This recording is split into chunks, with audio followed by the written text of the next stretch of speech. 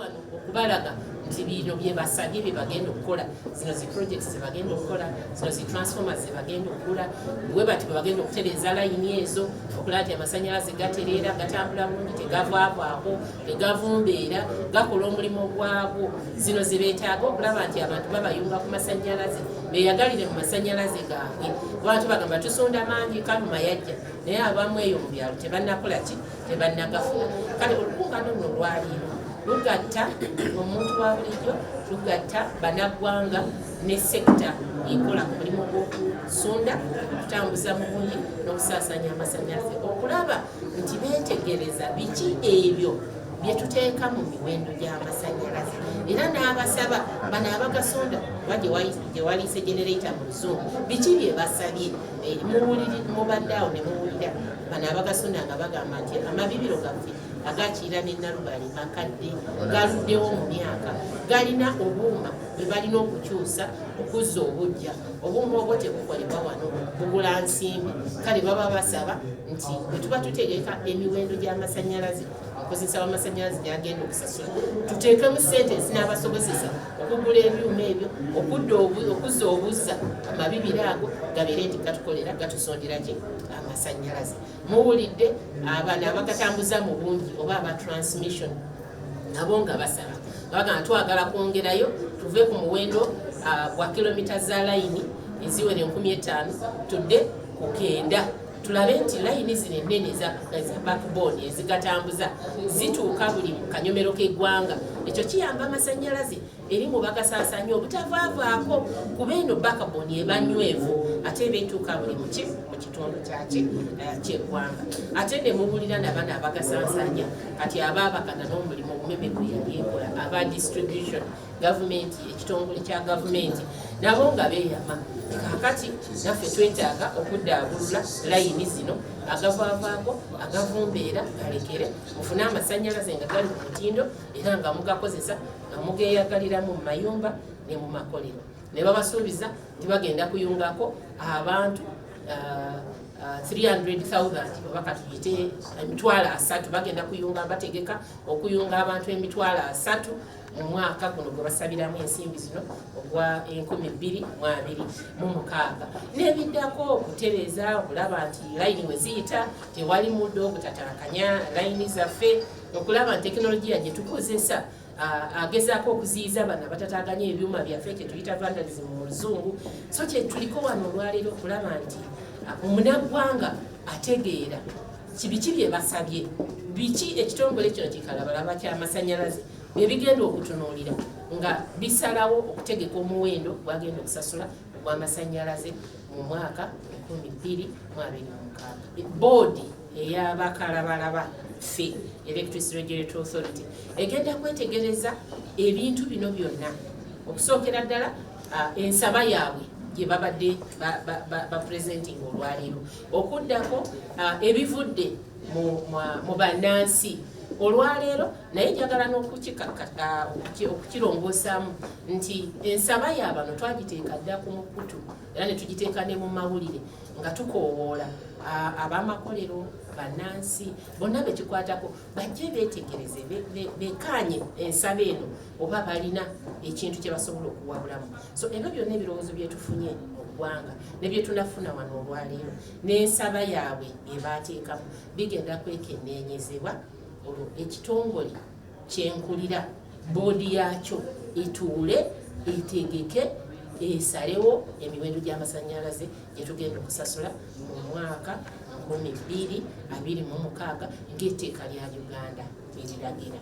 Poliisi ya gavumenti gye tuliko nti emiwendo gy'amasannyalaze gigende mu maaso nga gikakkana okuviira ddala ku b'amakolero okutuukira ddala ku muntu owaki owa bulijjo. Era kyova olaba nga twekenneenya olumu ne bwe tubanga tuteekamu obusente obubakkiriza okukola projects n'amakolero, tulaba nti tuziteekamu si mu mwaka gumu zonna, tuteekamu abamu ne bafuna mu omwaka, abaddako ne bafuna omwaka oguddako, abaddamu okulaba nti emiwendo gy'amasannyalaze ate tegigenda waggulu kulemesa muntu wa bulijjo kwota, kulemesa n'amakolero gaffe kukola bintu ebiri competitive mu region and beyond. Ekitongole kya gavumenti bwe kiba nga kigula ebyuma ebine bikale ngagezi katugambe ebya transformer oba ebya circuit breaker oba line wires bagenda okukozesa ekiseera kye batwalako kiba kiwanvuko okusinga ekitongole ekitali kyakye kya gavumenti kuba waliwo etteeka erya PPDA erikola kye eribafuga kati babadde nga bali mu kulaba nti ebyuma ne material yenna gye beetaaga okulaba nti operatinga bamaintaininga distribution network eno kusanyusa omukozesa w'amasannyalaze nga bakikola mu bwangu era babanyonyodde awo ne babagamba kye batuuseeko mu nsimbi n'ebintu byennyini bye bakoze. Omukozesa w'amasannyalaze nze njagala okumuzzaamu amaanyi nti atudde ku steering yegwe kuba abaana bo be baliko be bakukiikirira. Okusoomozebwa kwonna okuliwo tekugenda kulwawo kubanga era babadde nga banja application yaabwe nga batutegeeza nti ebyuma ebyo binaatera n'ebimu bitandise okutuuka.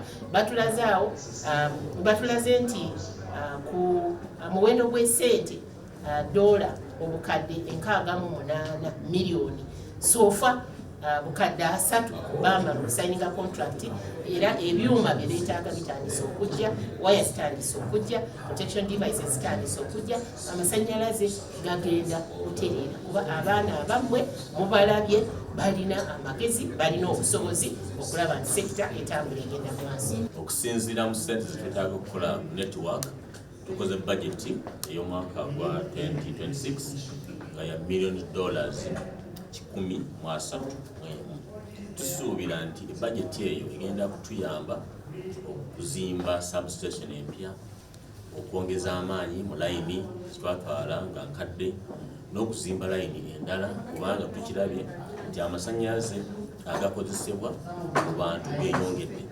Buli kanaku tugula gigawatts 17 zeyongera ku 17 mpaka 19. Era okusinziira ne applications zetufunye z'abantu ne bakasitoma tugaseeko 17,200 tumanye nti ate bagenda kweyongera tutuuke kumpi ne gigawatts 20. Ekyo kyekitaagisa kinti nti tulina okukola upgrade mu transformer oba okwongezaamu amaanyi mu byaffe ebisaasaanya nga transformers. Kati kyetukoze tusayinize agreement oba endagaano ne basuppliers ba transformers ne conductors.